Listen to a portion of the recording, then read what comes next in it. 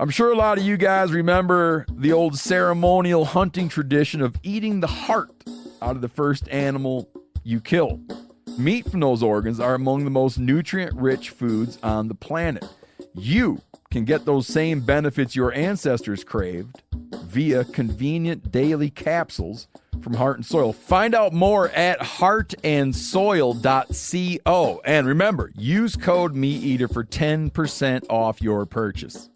There's nothing like snook hook sets at dawn or catching a tarpon in the moonlight.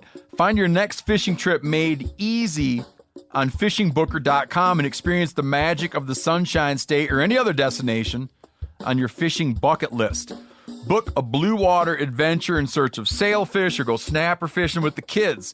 With over 6,000 captains and trips to choose from, planning your next one just got a whole lot easier.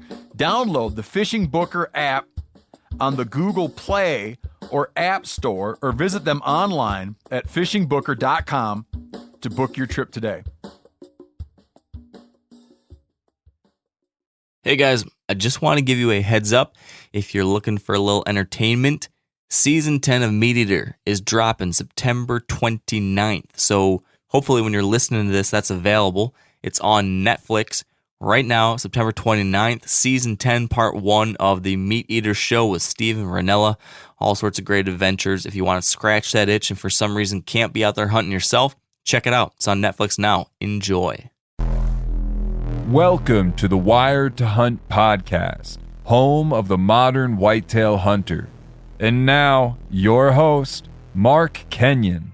Welcome to the Wired to Hunt podcast. I'm your host, Mark Kenyon. And today on the show, we're joined by West Virginia bowhunter Jared Shaffer to discuss the art and science of making quick adjustments based on the always dynamic and challenging realities of DIY deer hunting.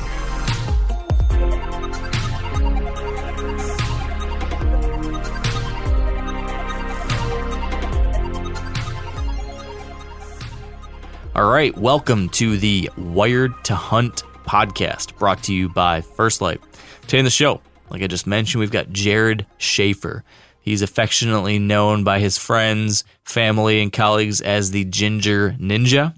He has been seen on the Tethered Nation YouTube channel and known within a number of DIY hardcore whitetail hunting circles as a really, really good get it done no matter what type deer hunter. He's from West Virginia, but he's also hunted all over the country in recent years. The last handful of years, he's been everywhere from North Dakota to Michigan to Kentucky to Missouri to all sorts of parts in between. And he's been in a lot of different, unique situations where he's had to adapt his hunting style quickly on the fly. And this seems to be something that he is uniquely good at. I actually chatted with a handful of his fellow hunters and friends, people that have spent a lot of time with him out in the woods, and this is something that consistently came up as his kind of superpower. One of these guys, a very good deer hunter himself, said of Jared that he's really good, and this is a quote, he's really good at adjusting to the circumstances. He doesn't get stuck in one tactic. I've seen him hunker down and hunt the same spot when it's right, and I've seen him abandon ship and go for a mobile ground attack. He's really good at knowing when to change things up, and he's not afraid. I think those are very admirable traits in a deer hunter. And so that is what I wanted to dig into in this episode is how does he adjust? How does he adapt? Because almost never does a deer hunt go the way you think it's going to, whether that is on hunting behind the house for the whole season, or maybe it's a week-long trip to some new state. Whatever it is, there's always going to be changes. There's always going to be wrenches thrown into the gears. There's always going to be a curveball. And oftentimes, whether we fill a tag or not, is going to be dependent on how we adapt, how we overcome that obstacle, how we shift our mindset or our game plan, whatever it might be. We're going to call this the whitetail pivot. How do you make those adjustments on the fly? That's what we're going to discuss today with Jared. And I think we're all going to get some helpful nuggets out of this one. Whether you hunt north, south, east, west, the pivot is important. So without further ado, I want to get right into this one. Best of luck to all you folks who are out there hunting right now. Hopefully this will give you a thought or two to keep in mind as you go out there yourself, and hopefully we can make the adjustment needed to get it done. So let's get to my chat with Jared Shaffer. All right, with me now on the line, I've got Jared Shaffer. Jared, how are you? Mark, I'm doing good, buddy. First off, I just want to thank you for having me on. I've been a big fan of your podcast, ever since you first started. So it's really cool to be on here with you, and hopefully we can talk about some hunting, and hopefully it'll be good. Oh yeah. Well, hey, you're welcome, and appreciate you making the time to do it. I've been following your hunts from afar. I've been seeing you go all over the place and consistently get it done. So I'm sure this is going to be a good conversation. And I actually went and snooped around and talked to some people that we both know to get some inside ideas and scoops. So I think we'll have some good stuff to drill into. Sweet. Yeah, I'm excited about this. So I've been getting away from doing these long, winding introductions into people's history, and rather just jumping right into the good stuff. So rather than telling me your life story and what you did when you're 4 or 5 years old, what do you think about just jumping right into the meat and potatoes of how you deer hunt? Do you like that idea? I like it. Let's do it. All right. So here's the first thing that came to mind for me, at least, when I was thinking about Jared, aka the Ginger Ninja, as you've been called a time or two. I see in just the last few years, right? You're in Missouri, you're in Kentucky, you're in West Virginia, Ohio, North Dakota, Michigan, California, Alaska. I think all over the place, right? You're hunting public, you're hunting private, you're in trees, you're on the ground, you're all over the place. I am all over the place. Yeah. So when I look at all that, and if I had to put a word on something that seems to define you and your deer hunting, it's maybe diverse. You have this diverse set of experiences, diverse set of tools in your toolbox. If you had to step back, given all that, and look back on the last 5 to 10 years or so of your hunting life, doing all these trips, doing all these different things, if there was one single thing that stood out to you, if you could look back over this last decade or so and said, okay, I've been to all these places, seen all these things, tried all these ideas, is there one thing that stands out above all the rest that you could say, you know what, that one light switch moment, or that one lesson, or that one mistake I made that I learned from has made me more successful now in 2021? Can you think of one thing that pops out when I say that? Man, that's a great question. And, to preface all this, I haven't been hunting out of state all that long. I think the first time I ever hunted out of state was in Ohio back in 2014. So, I haven't been doing the public land thing that long, really. So it's been really cool to travel the last few years and to hunt so many different places. And man, I was thinking about this earlier. I think the main thing for me is just being as versatile as I could be. I try not to get stuck in doing things one certain way or hunting one type of terrain. It's just, I try to learn, anywhere I go, I try to learn the best way to hunt that spot. And if that's from a tree, I do it from a tree. If that's from the ground, I do it from the ground. Heck, just this past week in North Dakota, I hunted new territory, new terrain that I've never hunted, and I had to quickly adapt. So just being versatile and quick to adapt on these shorter out-of-state trips, that has been pretty much the key for me. Yeah. Yeah, it's funny you bring that up because a couple of my sources brought that very same thing up as kind of your superpower. Like you have this ability to pivot on a dime and adjust to the new circumstances and quickly make that shift. And man, from my own experience, that's one of the hardest things to do. It's so important, but it's not easy. Let's talk about that North Dakota hunt you were just on. I want to see if there's some examples within that maybe illustrate this. Can you kind of lay the basic groundwork of where you were hunting and what the situation was that kind of forced you into that kind of scenario? Yeah, so to go back, we hunted North Dakota last year. We hunted kind of the northeastern side of North Dakota where there was a lot of timber, typical river bottoms with, acorns that backed up to crop fields, stuff like that. So we hunted that last year and we did really well. We killed, I think, 3 or 4 bucks in a week. I missed a really good buck and then ended up killing one toward the end of the trip. But it was kind of your typical setup on terrain, hunt the typical easy looking stuff, I guess you should say, when you're looking at a map. But this year we went to a different part of North Dakota, farther west, more centrally located in the state. And the piece of property we were hunting was mostly just big ag fields and cattail swamps with just very, very few trees in them. So you'd have a shelter belt here or a little pocket of trees. And, when we went out there, some of the guys had already been out there, had done some scouting. They had set up preset locations and some shelter belts and some of these smaller pockets of trees. And within the first hunt, I quickly realized that these deer aren't going to get to these pockets of trees in the daylight. I was kind of glassing some marsh country that was maybe 300 yards away. And that's where I was seeing all the deer. They were coming out of those marshes where there's no trees. So I pretty much abandoned the idea of sitting in a tree the rest of the week and strictly hunted off the ground. And I just kept moving closer and closer. And toward the end of the trip, I pretty much had these bucks figured out where they were bedding, what they were doing with the wind. And I almost got it done the last night. I had a nice buck at about 43 yards, and I was getting stingy on the range, and I was trying to get a little bit closer, but it just didn't work out. But I consider that a success. When you put the pieces together and you at least get a nice buck in range. So that was it was interesting to hunt a different terrain type that I've never hunted, but still was able to get on a buck pretty quick. Yeah. How hard? Well, let me take a step back. Coming into this hunt, when you heard about your buddies out there, or these other people who kind of had, preset some stuff, it sounded like they had kind of a pre-imagined plan. And one of the things that I do is leading into any one of these trips, I usually have a game plan of what I think I'm going to do. Like, here's what if the conditions are like this, I'm going to hunt here. If the conditions are like this, I'm going to try this.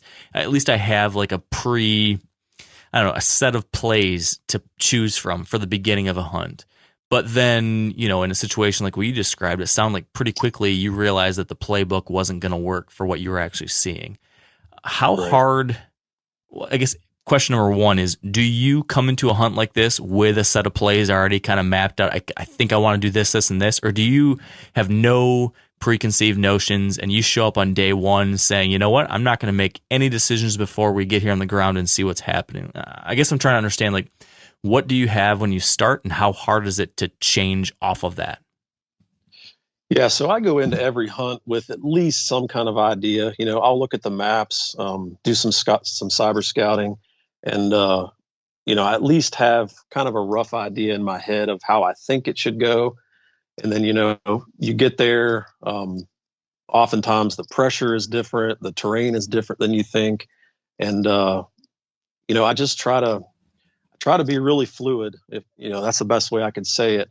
And this hunt was a lot like that. Once we got there, we were looking at what the cameras were showing, and there wasn't hardly any daytime movement.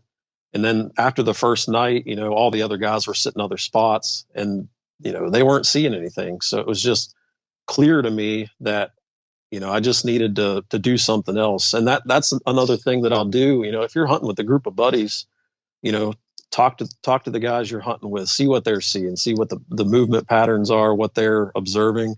Or, if I'm hunting public land, I'll talk to other guys that are hunting in the same area and see what they're seeing. And if, the theme is kind of the same and people are, they're not doing very well with one tactic, I start to think about what's the one thing that other people aren't doing, try to be a little bit different, whether that's hunting a completely new spot that's maybe overlooked or a different tactic. That's always been kind of my go-to. And I'm pretty quick to ditch something or an idea if I don't think it's going to work. It's just kind of a gut feeling. But I'll ditch something pretty quick, to be honest with you, if I don't think it's going to work out. Like, what's that thought process look like? Does it take like a sit that's bad, a day that's bad? what goes through the Ginger Ninja's head when you're starting to have this realization, like, oh, this isn't going to work. And then there's this shift between like that realization to then, okay, now I got to change to this. Like, what's that internal discussion or conversation look like in your head when you're at that kind of pivotal moment? Yeah. So it seems to take me about 2 hunts to abandon, my previous plans. And this last hunt was a really good example of that. I sat that spot that night, observed these deer doing something completely different. So I sat that spot again the next night and I saw the deer do the same exact thing. So, I thought in my head, the deer aren't doing what I want them to do. So I'm just going to have to go to them, abandon everything that I had planned and figure something out. And for me to decide that I'm going to get out of a tree and hunt on the ground, that's a harder decision for me because I'm not the greatest ground spot and stalk hunter, but I felt like that was the thing to do. So, that's what I did, but I'll switch even mid hunt. I've got down, pick a spot, whatever, there's good sign there. I've cyber scouted it, boots on the ground, whatever. But if I sit there and I see a couple deer or a couple bucks do the same thing, I have gotten down within an hour of that sit and relocated. So it just depends on the situation. A lot of times it's a quick thing. Other times it may take me a couple days. It just depends on the situation. Yeah, man, that's one of the hardest things when you see a different behavior or different travel pattern or whatever than what you wanted them to do. And then you're stuck there. I was in this exact same situation just a week and a half ago or whatever on a hunt of my own, where you're set up where you think they have to come through. And then you see the first deer do something different. And then the second deer does something different. And the third deer does something different. And you're thinking, oh no. Like, that feeling where you're like, oh no. They're all going to go right there. And then you're sitting and thinking to yourself, okay, do I risk moving right now when it's still like mid movement and maybe I can get over there soon enough and catch whatever's coming? Or do I ride it out because, deer are wild animals and they don't always do what you think. And, if I go over there, then of course the buck's going to come right by me where I was. Describe to me the situation where you actually are willing to mid sit, yank your set and move. I mean, that's a bold move. Tell me what it would take for that to happen. Well, I have a good example of that. I was hunting in a spot in Ohio a couple years ago, and I'd scouted this spot out, and there was good bucks on there. I'd actually had a couple sits in that exact tree in the past where I'd had encounters, but for whatever reason that morning, I saw 3 different mature bucks take a different travel route, and I think it was due to the wind that morning, the way the wind was coming through that area. But all the bucks were traveling a little bit higher up on the ridge. And when I see 3 different mature bucks do the same exact thing, I pretty much have to adapt. You know what I mean? I'm not going to sit there the rest of the day just hoping that one's going to come by where I'm at. So exactly. So I'm just going to hop down and move. And I ended up moving that hunt like 8:30 in the morning. And I moved up to that spot and I sat there the rest of the day and it didn't pay off. But, I saw 3 different bucks do that. So I wasn't going to sit there and just hope that one was going to wander by. Yeah.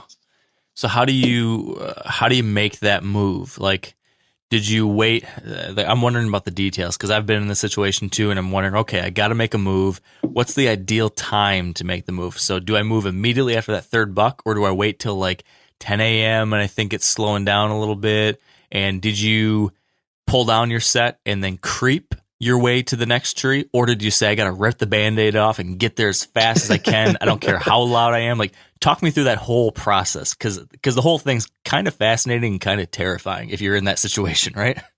Yeah, I mean, I totally agree. I mean, you're thinking the whole time, this is, I'm tearing down a set in the middle of what could be the peak movement time. So it's definitely a big risk. That particular hunt, it was more like ripping the Band-Aid off. I packed up my stuff as quick as I could. I got down the tree. It's middle of the rut, so I'm not super worried about noise or anything like that.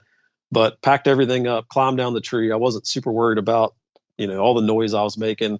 I basically made just a beeline straight to where those bucks were moving, and I set up as quickly as I could.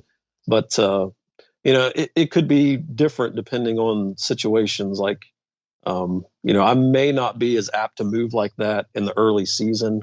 It just depends on the time of year and what the deer are doing. So it's a tough call, and it's it's just a gut instinct to me. If I feel something telling me that I need to move, I try to make it happen, but it's not an easy decision to make.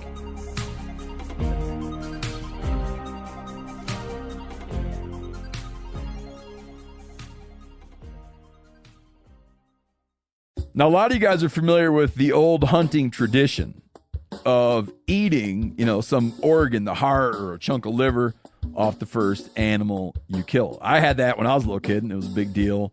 Organ meats were always prized by frontier people who knew the importance of getting a lot of different minerals and nutrients. And as often is the case, those guys were onto something, because organs are among the most nutrient-rich foods on the planet. And you can get the same benefits your ancestors craved via convenient daily capsules from Heart and Soil, made exclusively from regeneratively raised, grass-fed, and finished cattle. Heart and Soil's unique freeze-drying process means all those important nutrients are trapped in, ensuring you experience every one of the benefits of nature's superfood in a clean, convenient, taste-free capsule. Find out more at heartandsoil.co, and make sure to use code MeatEater for 10% off your purchase. That's heartandsoil.co. Use the code MeatEater. There's nothing like snook hook sets at dawn or catching a tarpon in the moonlight. Find your next fishing trip made easy on fishingbooker.com and experience the magic of the Sunshine State or any other destination on your fishing bucket list. Book a blue water adventure in search of sailfish or go snapper fishing with the kids. With over 6,000 captains and trips to choose from, planning your next one just got a whole lot easier. Download the Fishing Booker app on the Google Play or App Store, or visit them online at fishingbooker.com to book your trip today.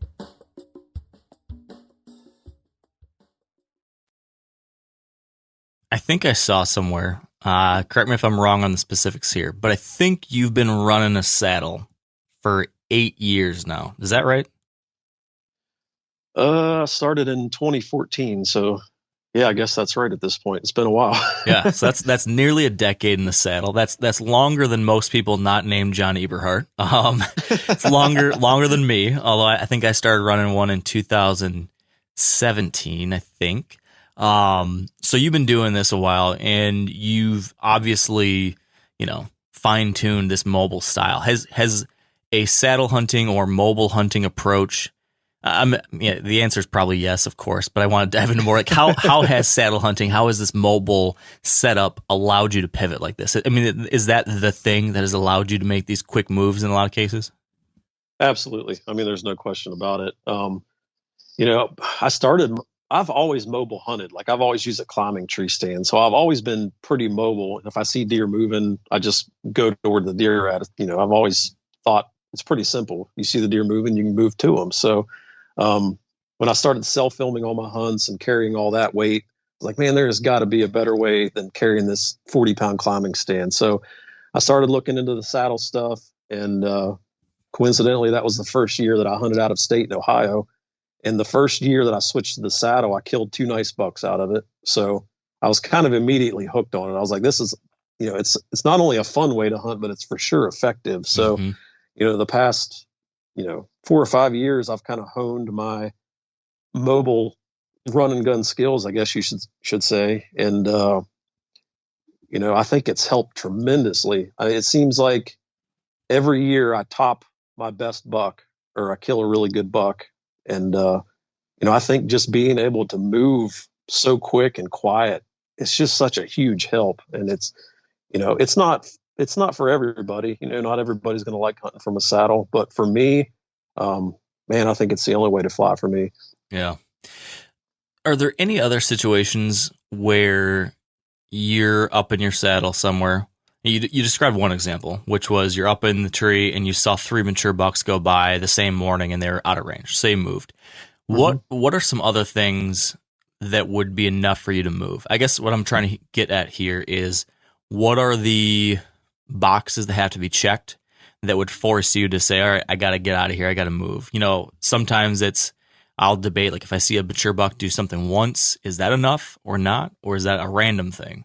I have those types of internal debates all the time. What are the few things that would make you say, yes, absolutely? Can you give me some more detail there? Yeah, like you said. So if I see a few different deer doing one particular thing, if I see him hitting a food source that I wasn't aware of in the area, maybe there's an oak tree dropping that I didn't know was there. That's one thing. So food source, movement. If they're bedded in a different spot than maybe I planned for. And it's such a hard question to answer because there's so many different variables there. Yeah. If I feel like the tree I'm in, I don't have enough cover for whatever reason, and there's a tree 25 yards over that has better cover, maybe the wind direction. I've switched trees a lot of times just based off the wind direction. So, I go into an area completely blind. I've never hunted it. I'll set up in a tree that I think will work with the wind, but when you get up there, you discover that it doesn't work. So, definitely the wind direction. So I would say, deer movement's probably number one. I'm watching for that. If they're doing something completely different, I'm going to abandon pretty quick and move over. But then, add in all those other things, and it's kind of a combination of everything. But then sometimes I know that the tree that I'm in is the right tree, and I'll stick it out because what the does and small bucks are doing, maybe the big bucks aren't doing. So it's just very situation dependent, and that's a hard question to answer. Yeah. So you kind of led me into the next thing I have to ask, even though it's still not easy to answer.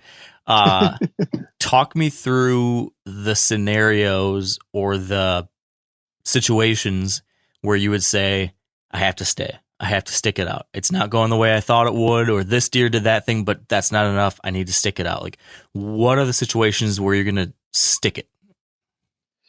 Yes. So last year's buck in Ohio was a good example of that. I had identified this ridge point where all these bucks were cruising through, and they were only the one that I was really after. He was only coming through about once every 3 days, and the tree that I had picked on this ridge point, it worked perfectly with the wind. It had good cover. The main trail that most of the bucks seemed to be using was 15 yards. And my access was pretty much bulletproof to get in here. So it was one of those situations where I knew if I sat that particular tree, I was going to get a shot. And I think I hunted that tree 4 different times before I shot that buck. But, in that situation, I wasn't getting picked off. I wasn't getting winded. I felt like my entry was pretty dang near perfect. So in that situation, especially during the rut, when you've got these bucks, it seems like they're on a circuit where they pass through every few days. That's when I'll stick to a spot and I'll stay in one tree even. And you had previous years' experience there and pictures all confirming your kind of confidence in that spot, right? Yep, exactly. Yep. Had trail camera pictures. I'd hunted the area the year before. So I had pretty high confidence it was a really good spot. Yeah. That's always so hard though, because we, especially folks like us who have gotten into this run and gun style, it's, the dark side to mobile hunting, I think, is that there is this temptation to always switch it up. Right? Yeah. Because it's it's relatively so easy now that I can jump to here and jump to there and try this and try that. And I sometimes wonder if I overdo it sometimes. Sure. Yeah. Do you ever worry about that? And, how do you deal with that, if so? Yeah, it's not something I worry about so much. I keep saying gut instinct, but man, I go by that so much. It's just, what do I feel like is right for the situation? So, if I feel like I need to stay put, I'll stay put. If I need to move, I'm going to move. But, to your point, it is very easy to to move around too much and then not give a spot the time that it needs, because, you know, you're not always going to go in the very first sit and kill, which, I mean, that happens a lot too. But, you know, especially during the rut time frame, I mean, these bucks aren't staying in one particular spot. You know, maybe a big mature buck may have, you know, a pretty tight core area, but if you're just hunting for a general, like a nice buck, you don't really care what buck it is out of all the deer on your trail camera. You know, I feel like that's when some people should just stick to one spot and, you know, not worry about bouncing around too much. So, yeah, because sometimes you just got to give them a chance to come by. They're going to come by eventually if you're in one of those perfect places. Yeah. But it, you know, it comes back to this I don't know, this not rule, but mantra, I guess, of sorts, where we always talk about the first sit is the best sit, right? Yep. But sometimes you do need to ride out a spot. What's the longest you would ride out a spot like the one you described in Ohio, that just everything seemed perfect, you had confidence in it, you knew from historical observations and pictures like they're going to come through? How long will you give a spot like that? For me, typically, if I sit it 5 times and something doesn't happen, I'm usually moving on. So, and to hunt a spot 5 times, like I said earlier, it needs to be, you know, good access, you know, the wind and a lot of different things working together, you know, for you. So, you know, I feel like after that amount of time, if something hasn't happened, I'll start to lose confidence in the spot. And I think that that's really important. If you don't have the confidence to sit there, you know, I think that's a good time to move, because, you know, if you're not confident, you're not alert, you're sitting there playing on your phone, you know, your mind's kind of elsewhere. So, I'll kind of, you know, I'll stick with that spot until I feel like, you know, my confidence is starting to go downhill. And then that's when I pop smoke and move. Yeah. Have you ever found yourself in a situation where you're hunting, you know, one of these new spots, or you're on some kind of trip and you went in with your original game plan and it didn't go the way you wanted to? And then you pivoted, you made a change, and that wasn't going the way you wanted to. And, you know, you tried several things, nothing was working. You didn't have an observation to go off of. You didn't have a new trail camera picture to tell you, ooh, go there. Have you ever been in that scenario where you found yourself at the end of an evening hunt maybe, and you're walking back to the truck and you just kind of feel lost? Like nothing's working, and for 10 minutes or an hour or 4 hours, you're kind of in a funk, and you're like, God dang it, I don't know what to do. Have you ever found yourself just stuck in a funk like that? Oh yeah, absolutely. Several times. I that way, it was that way in Missouri last year. We went down and hunted during the rut, and the weather wasn't good and the deer movement wasn't good. And I was trying all these spots that I thought would be, you know, just dynamite. I just wasn't seeing what I thought I should see. And it was just one of those trips. It was just a grind, you know, just, you know, day in, day out, not seeing much, you know, none of your grand plans are working. But, that trip, so I didn't end up killing a deer, but I had an encounter with a nice buck, and it was, you know, getting toward the end of the trip, and I was like, you know what? I'm just going to try something stupid. If it works, it works. If not, whatever. So I ended up sitting this spot right beside the road. I was like 38 yards from the road, and I love it. Literally 38 yards from the road. Somebody had seen a decent buck in the corner of this field right by the road. And, you know, I looked at the maps and I was like, man, it just kind of makes sense why they're crossing right there. All these ridge points dump down in, and they're crossing this creek bottom right beside the road.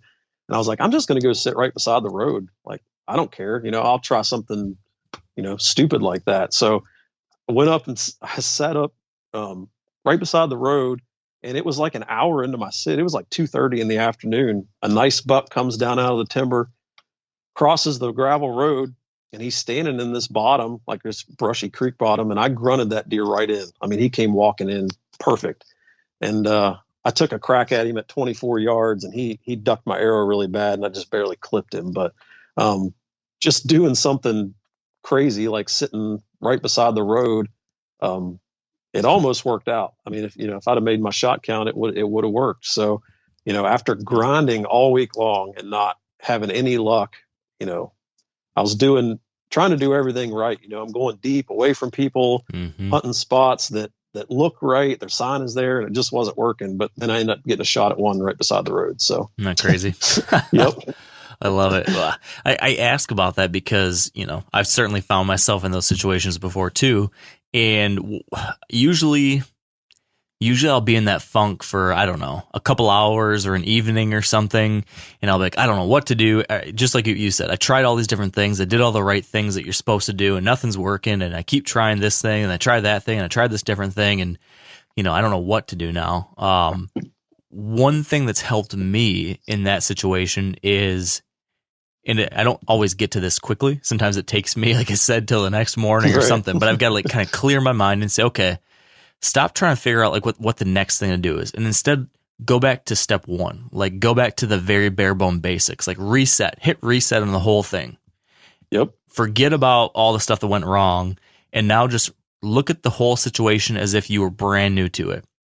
Look at this with brand new eyes.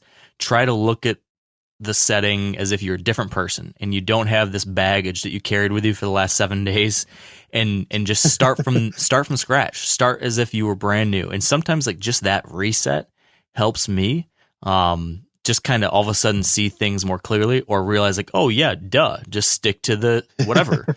Right. When you found yourself lost in Missouri or any other situation like that, you told me what your ultimate idea was, but can you talk me through the process to get to that point? Or did you have any of that anguish that I described, and how do you kind of work through that? How did you get to that point? How do you handle and find your way out of the wilderness, so to speak, in those situations? Yeah. So this spot we were hunting, we had actually hunted it the year before as well. And the year before, the weather was a lot better. There was less pressure. There was a lot more bucks moving, and it was just an overall better hunt. So when I went into the hunt this past year, I had that hunt in my head, the hunt of years, the year prior. So, I had it in my head that there was going to be big bucks running everywhere. I could hunt the same spots. It was all going to be pretty much exactly the same, and I could pick up right where I left off. But 3-4 days into the hunt, I quickly realized that absolutely wasn't the case. The weather was different. There was a lot more acorns. The bucks weren't moving, and it's just like you said. You have to be able to reset and just think, this isn't working. I need to do something different. And for me, that's when I start looking. I call it just doing something stupid. Just do the most obvious thing that other people aren't doing. Sitting right beside the road, there was people that were riding right past this spot day in and day out, and nobody was even looking right there. So to me, that it makes it just more exciting. You're doing something that you haven't done. You're going to a different spot, and who knows, you may hunt this different spot with no preconceived notion of anything, and you may pick up one piece of intel that helps you start onto another puzzle. You may see a buck in this new spot, and you're like, oh, he's traveling, he's doing this, so I'm just going to move and start putting those pieces back together again. So you basically, like you said, just completely wipe the slate, start over. And I think that reset is really good. It gets your mind working again. You're in a different area with different deer maybe. And for me, that, I just feel like it helps keep me sharp. If I try to keep doing the same thing, I just get really bored with it. And, I stop paying attention. I'm not sitting in the tree paying attention like I should. So, that reset for me, like you said, just doing something completely different has been really a big help for me, at least. Yeah. Yeah, when you say do the stupid thing, it brings to mind a story that Dan Infalt, I don't know where it was, if it was an article or a conversation, a podcast or something, but he was talking about how it always seems like the brand new hunter, like the kid hunter or the first time hunter that goes and sits out in a bucket in some random place, they kill the biggest buck of the year, right? You always see those stories, and that's always the person that shoots the giant. And it's like, why is that? It's not an accident. It's because they don't know any of the stuff you're supposed to do. So they go hunt the stupid spot that no other legit, quote unquote, deer hunter would go do. And then that's where the big giant buck is. Yep, exactly. It's funny. Sometimes we probably, outdo ourselves, outsmart ourselves, overthink, and, go force deer into doing these stupid things because that's what we're not doing. And sometimes it pays to throw those, throw the curveball, do something totally differently, especially if you've been doing all the quote unquote right stuff and it's not working. Exactly. Yep. That's sometimes just the change of pace you need. Yeah. I mean, and what's it hurt to try it? You weren't doing any good to begin with. So you might as well do something kind of off the wall. And, I've always said, you just got to have fun with it. Don't put too much pressure on yourself, and, just go with your gut instinct, have fun with it. If you blow a deer out, who cares? I mean, these out of state trips, especially where you have 4 or 5 days to get it done. I mean, you just gotta go for it and see what happens. If you don't kill one, who cares? That's not what the trip's about anyway, but, yeah, that's kind of what I do. And I think it's fun, at least. I mean, it's got to count for something, right? Well, and to your point, if you find yourself losing confidence or getting bored or too frustrated, like as soon as your mind goes bad, that's when you miss your opportunity, right? That's when you're not focusing. Yep. That's Absolutely. When you don't do the little things right. So as soon as you lose that mental edge, you're out of the hunt already. So you might as well do something different to just get your edge back. For the simple fact of that will make you more effective and actually like there in that, mentally there to actually be able to take advantage of an opportunity if it does arrive. Yep. 100% agree. You mentioned something about blowing out deer, right? Which brings to mind another kind of pivot that I often have to think about, which is what happens when you set up in a dynamite spot. Like this looks like a killing set. You maybe saw the big buck yesterday and you moved in, or maybe not. Maybe it's just like hot sign, amazing. You get in there, it's perfect. And then you get blown up by some does. And then you don't see anything that night. I'm curious in this kind of situation where you kind of blew it up, but you don't know to what degree. Will you ride out something like that? Or will you say, that doe family group just made a ruckus, I got to move? Or does it have to happen 2 days in a row? Or, tell me about how you'd react to that kind of situation. Yeah, so that's a great question. And I'm sitting in my living room right now and I'm looking at 3 different bucks on the wall that I killed. And I can distinctly remember getting blown at by 2 or 3 different does. And I ended up killing the buck the same night. So nice. I don't pay a whole lot of attention to it. I mean, it's obviously annoying and you don't want it to happen, but I've had enough success after, blowing the deer out that, I look at the situation, it just depends. Sometimes I'll blow them out. It does kind of ruin the hunt for me, but, I've these 2 bucks that I'm looking at right here. They were earlier season hunts. I was hunting really tight to buck bedding, and, as well as I do that the does are bedding, they're not right on top of the buck, but they're on the outskirts of where that buck's bedded. And it's almost impossible sometimes to get in on them and not blow something out. There's going to be does or small bucks or whatever. Yeah. And in my experience, man, you jump those does up and, if they don't cause too big of a ruckus, those bucks don't pay a whole lot of attention to it, at least in my experience. The bucks I was just talking about, the one in particular, I was sneaking in that afternoon and, there was 3 does standing under the tree that I wanted to get in, and, they took off blowing and stomping and, their whole ordeal. And, I set up in that tree, just carry on with the plan. I'd already, taken the time to get back into this bedding area. So it's like, I'm not abandoning, ship now. I've got all this intel. I know this buck is in here. So I'm just going to ride it out and just see what happens. And, an hour later, he came out of that bed and I shot him. So you can't get too hung up on all that, but. So you bring up a question that I often find myself wrestling with throughout hunting season. And maybe you just answered it with that anecdote, but you're walking into your tree stand and maybe you feel like you're running a little bit late, and you get close to the tree and there's a doe or several does, and you've got two options. You could either hunker down and try to wait till she moves away, and hopefully she moves away and that you can get to your tree stand eventually without it being too late.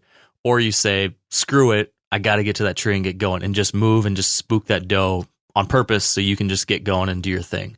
Which of those two situations would you opt for in most cases? Well, I mean, obviously I'd like to set up without spooking them, but if there's no way around it, rip the Band-Aid off, get them out of there, just get them out of the way and get set up.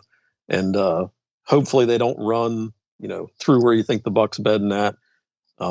If you can get them to run the other way, that's obviously ideal. But yeah, I would, on those hunts like that, man, I don't want to see the does. Like, I don't want to see the small bucks. I don't want them. I don't want to have them underneath me for any amount of time. Like, I just want them out of there. So, yeah. It's one of those risky things. Do you try to get set up without blowing them or not? But what we need? I need like a long distance slingshot, so that if you got a situation like that, you can like aim a stone to the right side of that doe to burst so she'll run off to the left or whatever. Yep. Or like you're hunting and you've got this doe that's lingering underneath your tree stand all evening, and you just know she's going to eventually smell you or pick you off. And so you just got to get her out. Just give her a good little pop in the back end with a rock, just get her move on. I think that's maybe the next big product idea.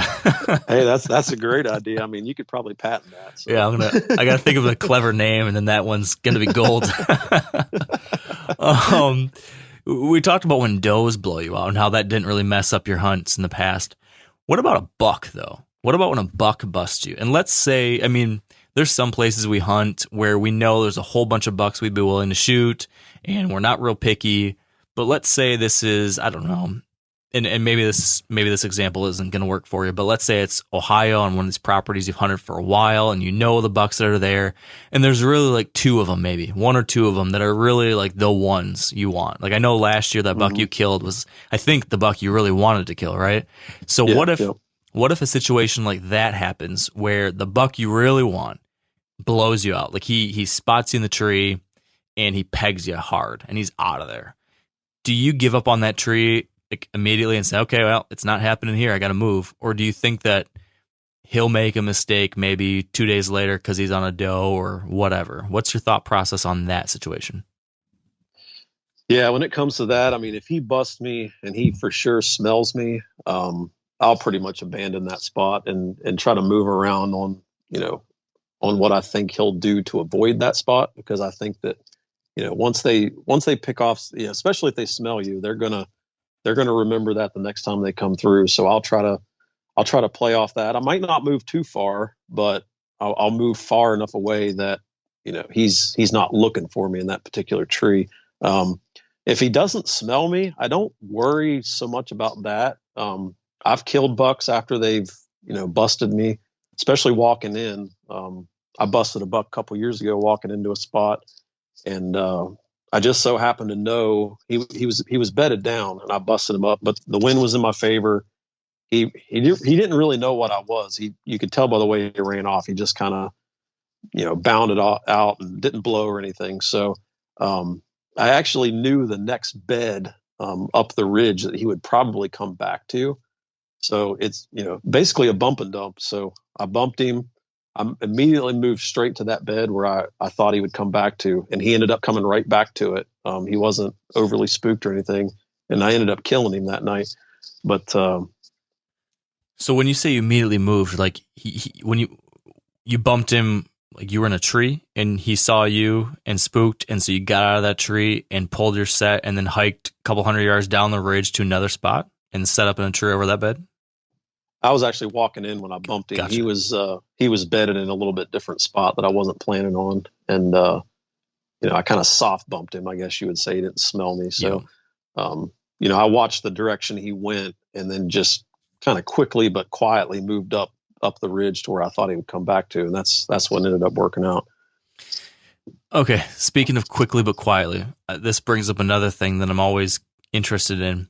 I, for years, would stress over walking super slow and super quiet, even if it was crunchy, frosty, no wind, November morning, that type of scenario, that dreaded a deer can hear you 2 miles away kind of situation. And then more recently, I just started doing the rip the Band-Aid off thing and say, you know what, I'm going to make a racket no matter what I do. So I could either do it slowly and be loud, or I could do it quickly and be loud. Sure. So I've started doing that more often. What's your take on that dilemma? Yeah, so it depends on, what kind of hunt it is. So if I'm early season and I'm honing in on where a buck's bedded at and I'm trying to set up within, 75 yards of him, it will take me 2 hours to go, 100 yards or so, just super slow. And I guess this is why they call me the Ginger Ninja. I don't know, but I would just take my, it would take me all afternoon to get into a spot. Early season when I know that they're bedded in a particular spot. Now during the rut, I'm like you. During the rut, it's like rip a Band-Aid off. I'm getting in there and I'm getting set up. So it just completely depends on the time of the year and the situation. Talk to me a little bit more about your approach with these beds, because I know you do a decent amount of this buck bed hunting, and you're doing it in some hilly country there in West Virginia, and I imagine that's something you're doing in those Ohio spots, that's Southern Ohio. What is your approach to finding places like that you can actually hunt? Because it's one thing to like say, oh, I found a quote unquote buck bed. It's another thing to find one and then actually be able to hunt it and kill something near it. Can you talk to me kind of through your evolution of how you've kind of figured that out and what's been the trick that's made that work for you? Yeah, and you said it. I mean, it's finding the spots that you can access, and that's 100% the hardest part. I know of several beds that you get used a lot, but there's absolutely no way you can get into them, or not a way that I found anyway. So for me, it's trying to identify ones that are, they're well used, they're used by, a couple different mature bucks, and can I get in on them? Sometimes access has to be a little creative. In hill country, we've got a lot of steep ditches that come off these ridges. And a lot of times I'll get down in those ditches and just go straight up the side of a hill. And one of the better beds that I hunt that I've killed a couple nice bucks out of, it sets up just like that, where they're bedded on the side of this ridge and they've got a pretty decent sight advantage. But the ditch that runs up the side of the ridge, they can't see down in it. And it also blocks your sound as well as you're coming up. So that's one of those beds that the access is pretty good and the deer use it fairly often. So that's a really good setup that I have. I've got a couple others that are good too. And, really I've only got maybe a handful of beds that I feel could produce a nice buck. And usually the access is the problem. It's like you said, it's some of them are just, they're set up to, they have every advantage and it's really hard to beat them. Yeah. So here's the thing with this style of hunting, which I've dabbled with. I do not claim to be an expert in this at all, but I've dabbled and I've heard, obviously talked to a lot of people that do it a lot. And it's pretty obviously a high risk, high reward type of hunt, right? Where you're going to go in there, you get tight to a bed and either it's going to happen or it's very likely that you're going to educate that deer in some kind of way. So I think a mistake that a lot of people make is that they hear about this style of hunting, they see somebody do it successfully and tout it and they're like, oh man, that's the way you got to do it. And then they only have like their 30-acre family farm that they can hunt and they do it a few times and they've blown that place up for the rest of the season. I think that happens quite a bit. How do you mentioned you only have a handful of beds that you can actually hunt. How do you handle that risk, right? How do you either spread out your hunts so that doesn't happen, or how do you know when the right time is to go versus, when not to? Do you give each one of these beds 1 hunt, 2 hunts, 4 hunts? Talk to me about how you kind of avoid that real significant weak spot of this style of hunting, this risk that you face if you're trying to do that. Yeah. So I hunt, out of state and, several different pieces of property here in West Virginia. So I try to, identify what I think are going to be the better beds for each time of the year. So early season, pre-rut, rut. And, I'll kind of bounce around to, these different spots where I feel like I have the best chance. So, these beds may be on different pieces of property. So I'll throw a sit at one bed. If it doesn't work out, I'll just jump to the next one. So I just kind of make a circle, I'll come back to the other bed. If I feel like, I need to sit it again, I'll sit it 2 times. Very rarely will I hunt it more than twice, but I just kind of try to spread that pressure out between properties and even states even. So, it takes a lot of work to find setups like that. And like I said, I don't have a bunch of them. So it's not my primary style of hunting. I love hunting them that way, and it's really fun when it works out. But you need a lot of land, and you need to be able to spread that pressure out. And that's kind of my take on it, is just try to bounce around between places and not hammer one area until I blow everything out. Yeah. So another one of the things I'm thinking about when I imagine trying to hunt buck beds in West Virginia, let's say, or Southern Ohio, is these hill country setups, these ridges, these draws, these ditches. The wind thing is obviously tricky. Can you talk to me about how you use the wind in a way to make these hunts work? How do you hunt some of these beds with the wind? How do you set up and consider thermals and swirling and all the different possible challenges that can come up in a place like that? At least I'm assuming is what you're dealing with.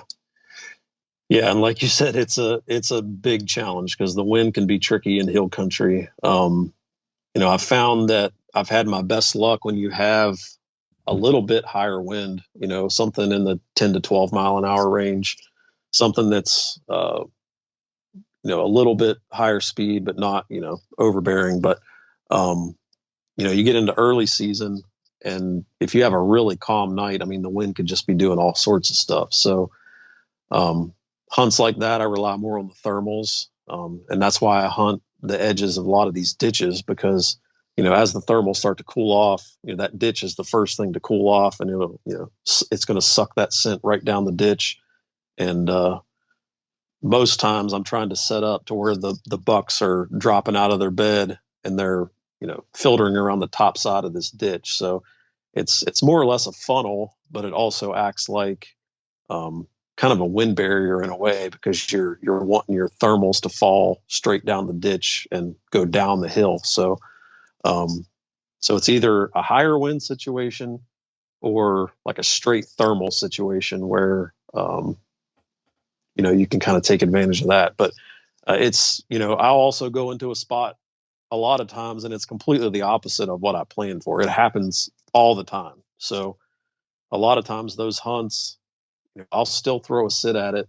I'll pick the tree, I'll pick the best tree given the situation, with the wind. And that's one of the aspects of mobile hunting that I think is nice, is being able to adjust on the fly, when you go in. But I get it wrong a lot.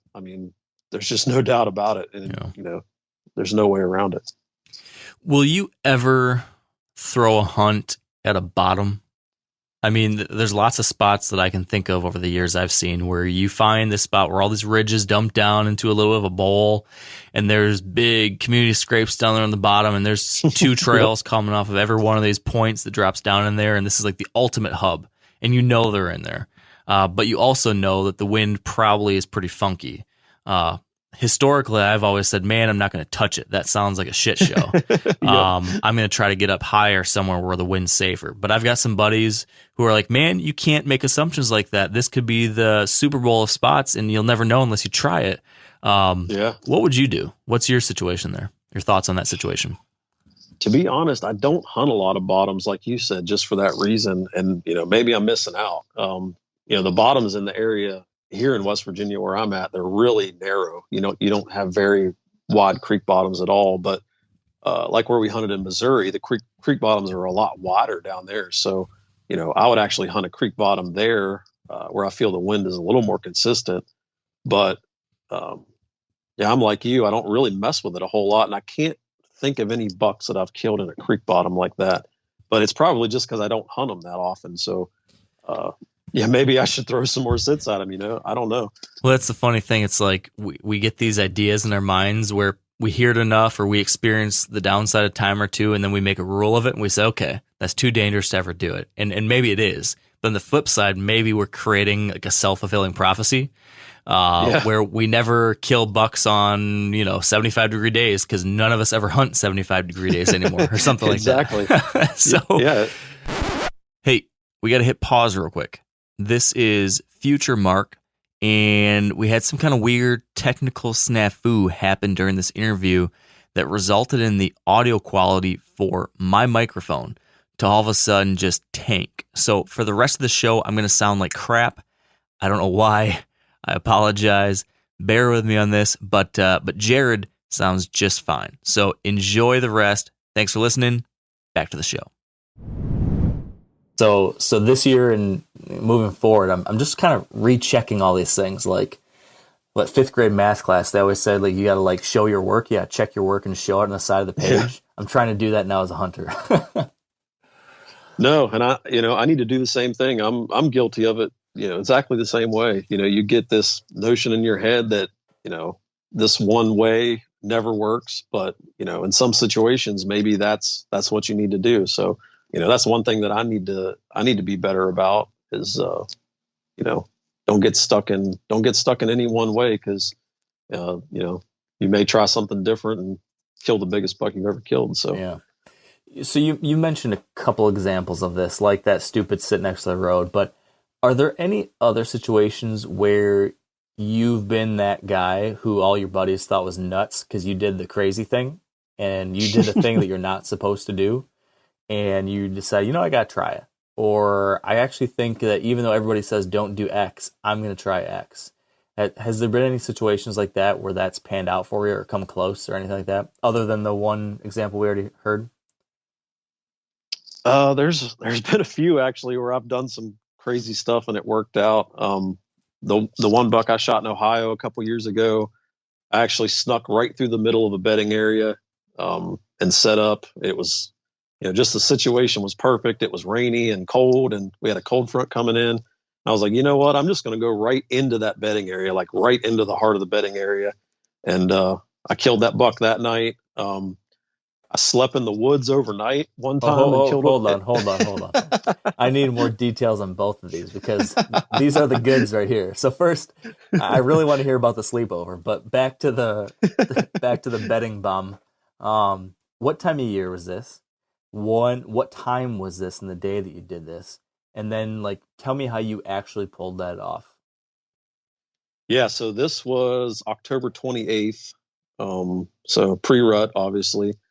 But we had this bedding area on this small piece of property we were hunting. So it's on the east side of a ridge. It's kind of a bowl in the side of the ridge, and it had been clear cut. So imagine a 4-acre, like a horseshoe-shaped bowl in this ridge that was all clear cut. So it's nasty thick. So we had been getting all these bucks on camera, kind of on the outskirts of this bedding area. They were heading back into this bedding area in the dark. So that they're spending their time in that clear cut.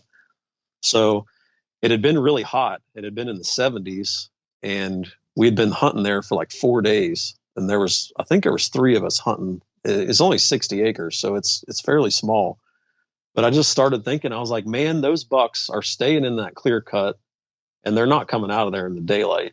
And, I looked at the weather forecast and we had a wind switch out of the northwest. And it was going to be raining, and then it was going to clear up in the afternoon. So it was like the perfect scenario. It's like these bucks are going to be on their feet. So it was actually still raining pretty good, and the temperature was dropping. And I think I left like right at noon. I started walking in there. So I walked the downwind side of this bedding area, like right on the edge of it. And I just tiptoed in there. I mean, just creeping in there. And it was one of the bucks that I actually jumped up some does. They were right where I kind of wanted to be set up, kind of in the, I don't know, where the way this horseshoe bends around. I was kind of right in the middle of it. So you had all these exit trails coming out on the bottom end of the bedding area. So it took me 2 hours to get in there, maybe 2.5 hours, just creeping along. And, I picked a tree that looked, I never hunted this spot before. I never hunted this tree or anything. I picked this tree and I was like, I think this will work. So I climb up. What made that tree the tree? Like why was that the killing spot in your mind when you saw it? Like what were the features, or was there 4 of those trails all dumping out right there? Or why was that the one?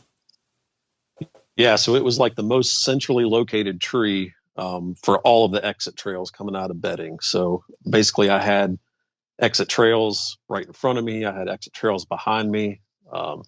And it was right on the edge of the clear cut. Right up against the thick stuff. So, I knew that if a buck come out of one of those exit trails, it was going to be a money spot. So, I set up and I think that buck, he came out at, 4:30. So it was pretty early, but I watched him. He come out and he was just feeding, just browsing around, and he eventually made his way into range, and I put an arrow in him. And, there was 2 or 3 of my other buddies hunting the same property, and they were hunting, the quote unquote best spots. And, it took me getting right up in that bedding area to kill that sucker.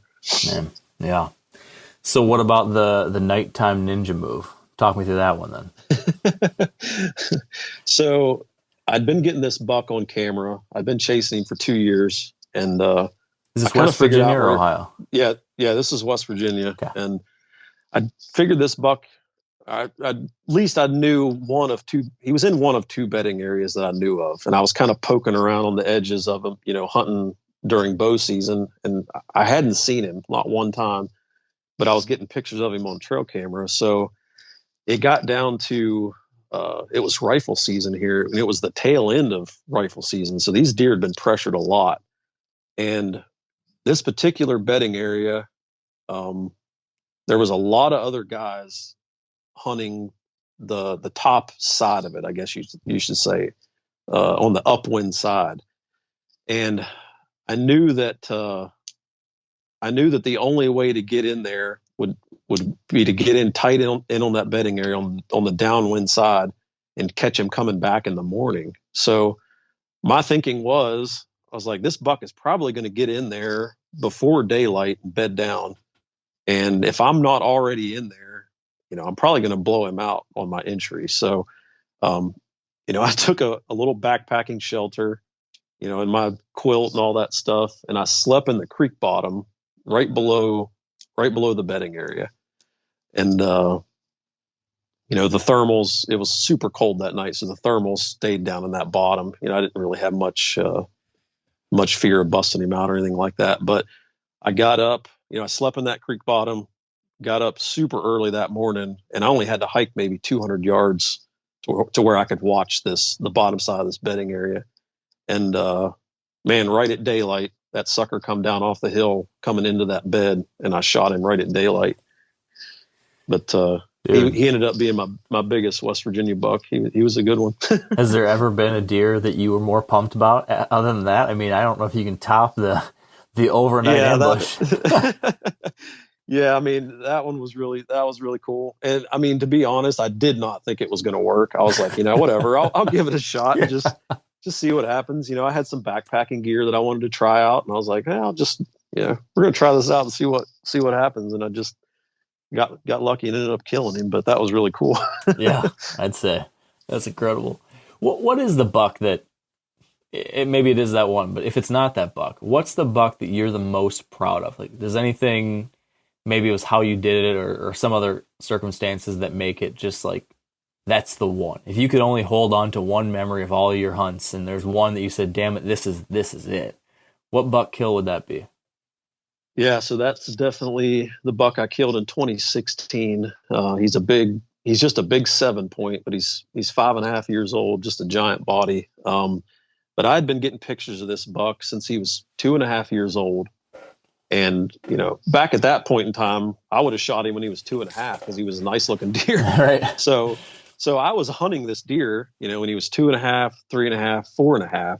But this was kind of before I really started to dive into the beast hunting tactics, I guess you should say. So, in 2015 is when I really started looking into this beast style hunting, and it just kind of clicked with me.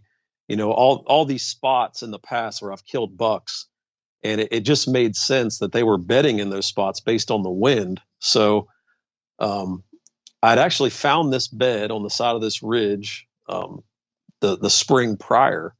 And the funny thing is where I was getting pictures of this buck like 3/4 of a mile away, like a long ways away, but all the pictures were in the middle of the night. So I put a camera up on the outskirts of this bedding area, and lo and behold, this big 7-point, I was getting pictures of him coming out of that bed. And I'd been trying for, the last 2 or 3 years, trying to figure out where he was coming from. And when I got pictures of him leaving that bedding area, it just all clicked and it all made sense. And I had hunted that area before, but I was hunting it completely wrong. Like I was accessing it from the top of the ridge, on the upwind side, which is just, total rookie move. But, I started thinking about it. I was like, man, I need to take the long way around. I need to walk in up this creek bottom, and then it's 300 yards up the side of this really steep ridge. And I was like, man, that's the only way I could get in on this buck to kill him. So it was October 1st, and it was the very first time hunting this spot. So I accessed it just like I planned. The wind was perfect coming out of the southwest. So when I went up the creek bottom, wind was in my face. It was perfect. So I creep up there. It takes me forever to get set up because I was just trying to be so quiet to get set up. And I pick a tree, I get set up, and I'm, at this point, I hadn't really killed a buck doing like this tactic before. So, in the back of my mind, I'm like, yeah, this ain't going to work. He's not bedded there, whatever. There's no chance this is going to work. But I'm sitting there and I hadn't seen anything. I don't think I'd seen anything yet. And I look up 70 yards away, close to where this bed is at. And I could see that sucker's rack sticking up out of the ferns. He was bedded right where I planned on. And, man, he got up out of his bed and I watched him stretch and do the whole thing and check the wind. And he just starts feeding his way straight to me. I'm like, you've got to be kidding me. Is this actually going to work? And, he only made it probably, I don't know, 40 yards from his bed. And it was almost dark, or it was getting close to dark. And I ended up getting a 40-yard shot on him. And I absolutely drilled him. Right through the heart, and I watched him fall.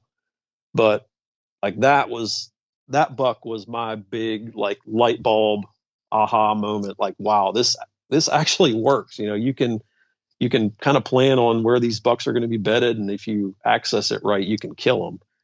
And man, after that buck, it was just like, it just opened up the world of bed hunting to me. And I killed several bucks kind of the same way after that. But yeah, that buck there for sure was that's a good memory for sure. Yeah, I can see why. For other people that maybe find themselves in a situation like you were in prior to 2016 and are wanting to have a light bulb moment like that for themselves, you obviously had a bunch of different challenges along the way, and in the years since you've been perfecting and fine-tuning it. If you could give them what you wish you knew back then so that they could make this work, what would you tell them now to make this style of hunting work for more people? For that person that wants to try this, has heard about this, but has never really had it click. What do you wish you knew that you do know now that you could share? Yeah, that's a tough one because there's so many different aspects of it. But for me, the biggest thing was just learning how to access a spot. I'd just been doing it wrong for so many years. And I just had to look at the way I was doing things and just, kind of come to terms with myself that I was just being stupid and I was going about it the wrong way. And once I realized that, and then just went into each hunt, just with all that access in mind, like, do it the right way or don't do it at all.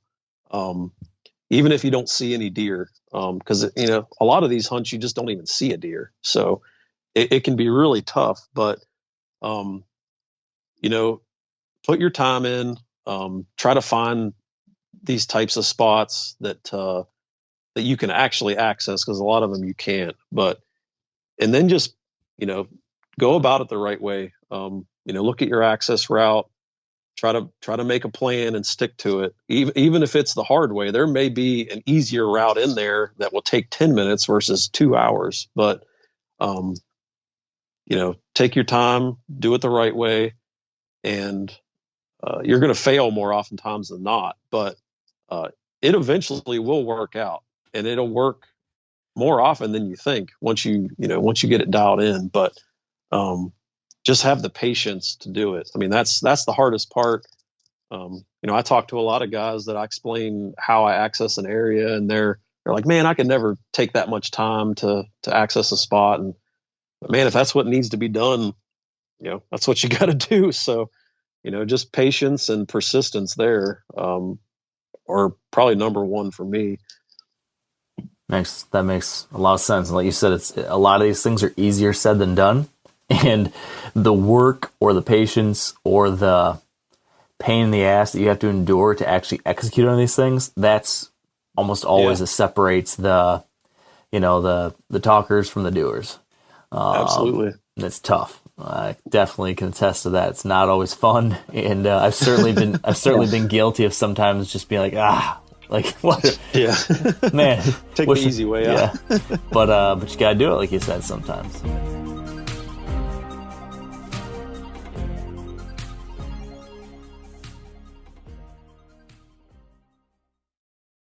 Now, a lot of you guys are familiar with the old hunting tradition of eating, some organ, the heart or a chunk of liver off the first animal you kill. I had that when I was a little kid, and it was a big deal. Organ meats were always prized by frontier people who knew the importance of getting a lot of different minerals and nutrients. And as often is the case, those guys were onto something, because organs are among the most nutrient-rich foods on the planet. And you can get the same benefits your ancestors craved via convenient daily capsules from Heart and Soil, made exclusively from regeneratively raised, grass-fed, and finished cattle. Heart and Soil's unique freeze-drying process means all those important nutrients are trapped in, ensuring you experience every one of the benefits of nature's superfood in a clean, convenient, taste-free capsule. Find out more at heartandsoil.co. And make sure to use code MeatEater for 10% off your purchase. That's heartandsoil.co. Use the code MeatEater. There's nothing like snook hook sets at dawn or catching a tarpon in the moonlight. Find your next fishing trip made easy on fishingbooker.com and experience the magic of the Sunshine State or any other destination on your fishing bucket list. Book a blue water adventure in search of sailfish or go snapper fishing with the kids. With over 6,000 captains and trips to choose from, planning your next one just got a whole lot easier. Download the Fishing Booker app on the Google Play or App Store, or visit them online at fishingbooker.com to book your trip today.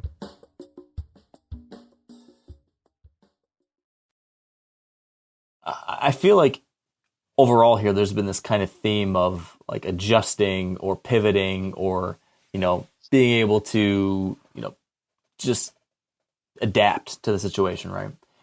There's one more, I guess, wrench in the gears that I want to throw at you. That's something that a lot of us experience. And I want to hear how you pivot off of this kind of situation, which is missing a deer or wounding a deer. I know a couple of years ago, last year, you took a shot at a giant in North Dakota and just nicked him. So I know at least recently you've experienced that once. I actually know of a different story too in Missouri that maybe you'll bring up. So I'm just curious, I've never really got a great answer from someone on how they handle this stuff, maybe because there is no great answer. There's no easy solution, but I'm always curious to hear what people do or think about or how they handle those moments afterwards, how they handle the next day. And I don't know, I haven't got the silver bullet answer that checks all the boxes and maybe it's because there isn't one, but I'm just curious How do you handle that situation? How do you move on from it? How do you try to address whatever happened? How do you, adapt and continue on after those, lowest of lows type moments?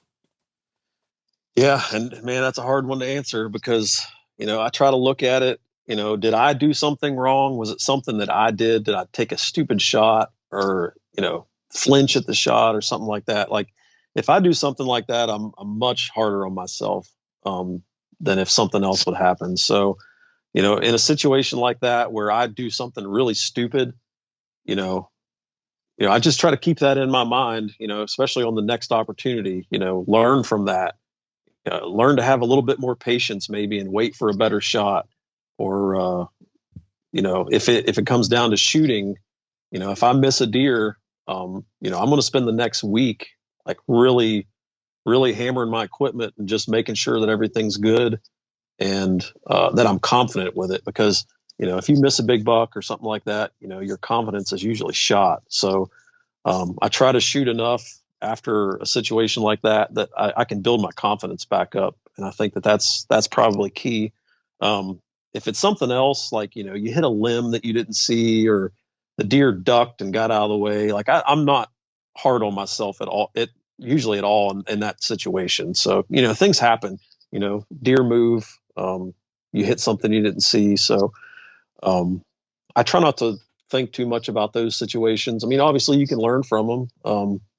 There's something to be learned from every situation, but yeah, it's a tough one to answer, man. I mean, cause there's some deer that I'm harder on myself than other deer, but just I try to shake it off, but keep it in the back of your mind. What could you have done better in a different situation? Yeah.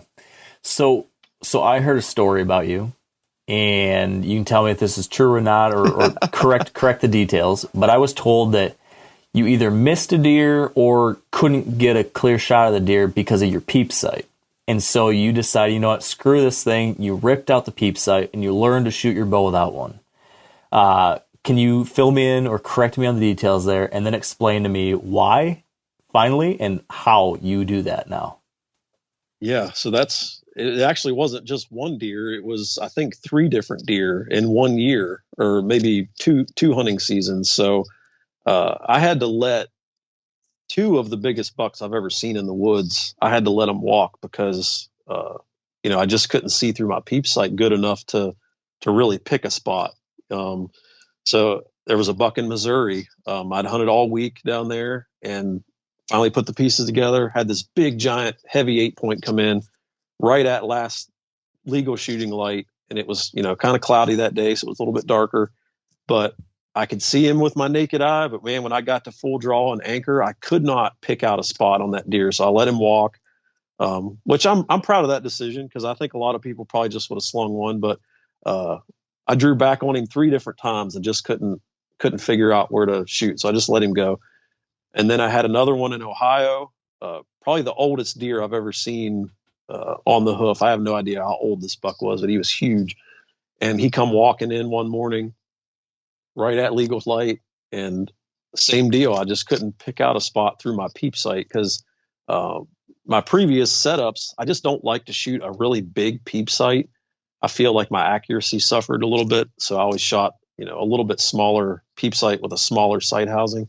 So that probably hurt me a little bit. But man, after that one in Missouri, that one hurt pretty bad. So I was like, you know what? This next year, I'm taking the peep sight out and I'm just going to try to figure it out and shoot without it. So pulled the peep sight out, and so I started using the Bomar nose button. Most people probably know what those are nowadays, but it's like a spiky little ball that you put on your string, and it touches your nose, so you can really feel it because it's kind of sharp. But I stuck one of those on there, pulled the peep sight out, and started shooting that way. And man, I got to be honest, like I shoot better that way than I ever have. Like I just shoot so well without a peep sight. And I did it last spring before hunting season and shot that way all summer. I was dialed in out to 100 yards before we went to Alaska to hunt caribou. I shot a caribou at 83 yards with no peep, made a perfect shot on him. And then this past season, I really got to test it in low light situations while whitetail hunting. So I shot a buck in North Dakota, made a good shot. A couple in West Virginia made good shots. Then really the ultimate test was the big one I shot in Ohio last year.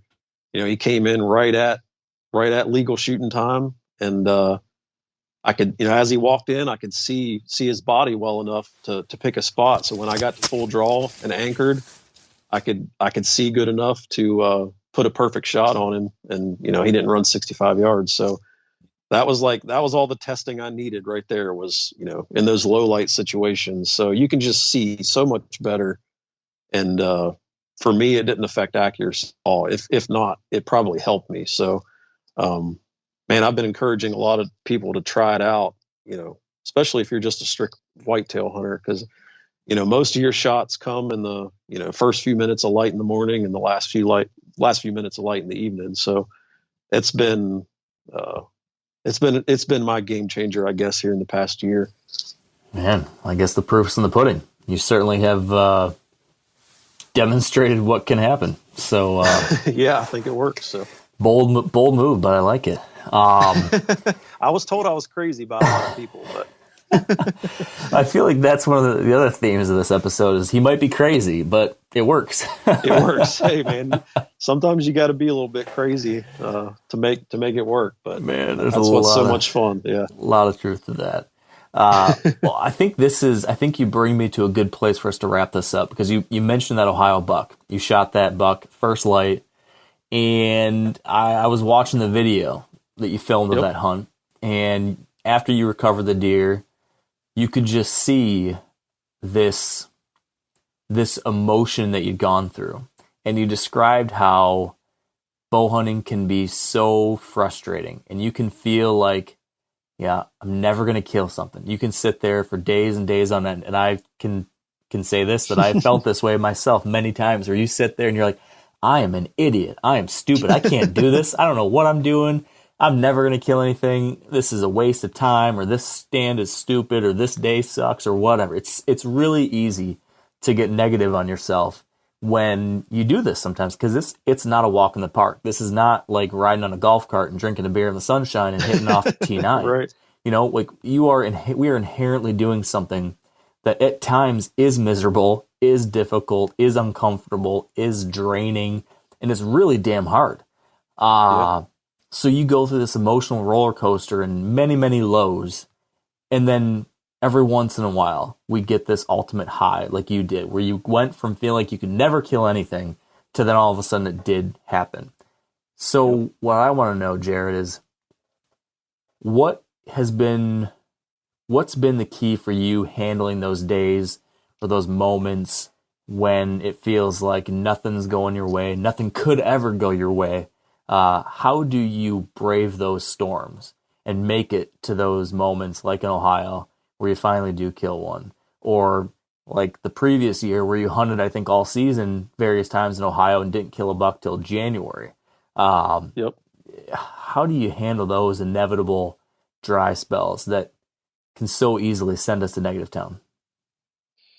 Yeah, I mean, for me, it just comes down to attitude. I just really try to keep a positive attitude, even when things really get hard and it just becomes a grind, and I get frustrated just like anybody else, and, get down on myself. But I just try to always, that's my mantra in my head is it only takes 10 seconds. It only takes 10 seconds. And I say that multiple times throughout the season.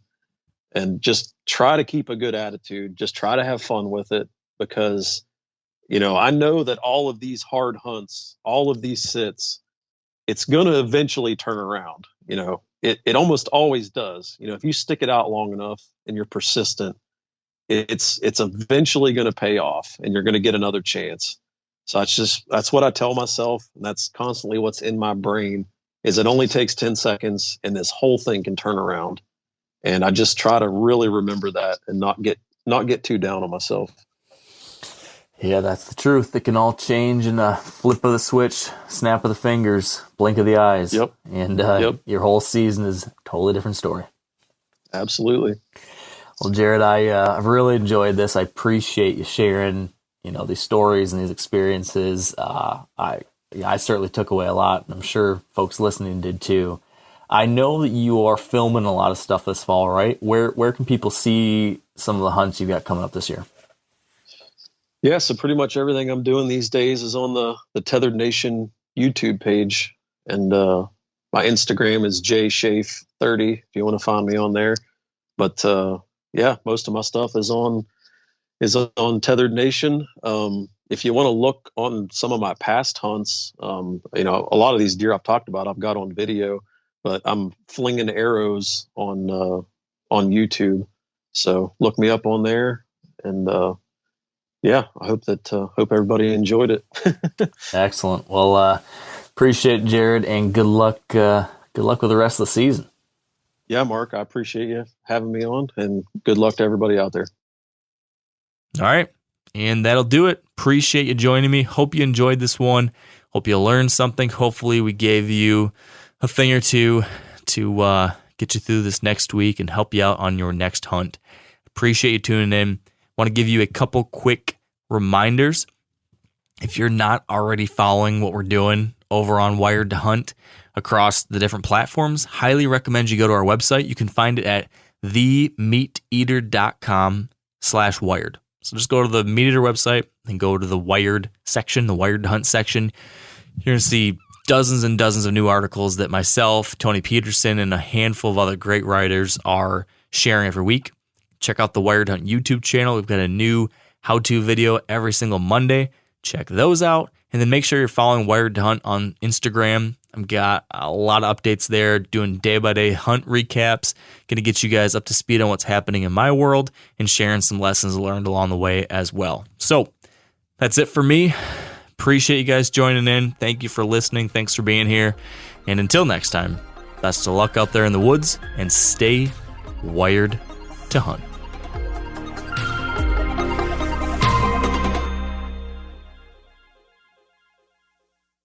I'm sure a lot of you guys remember the old ceremonial hunting tradition of eating the heart out of the first animal you kill. Meat from those organs are among the most nutrient-rich foods on the planet. You can get those same benefits your ancestors craved via convenient daily capsules from Heart and Soil. Find out more at heartandsoil.co. And remember, use code MeatEater for 10% off your purchase. After 3 years of work, our follow-up to the Meat Eater Fish and Game Cookbook is here. It's the Meat Eater Outdoor Cookbook, wild game recipes for the grill, smoker, campfire, and camp stove. Here is your book for everything that's best cooked or eaten outside.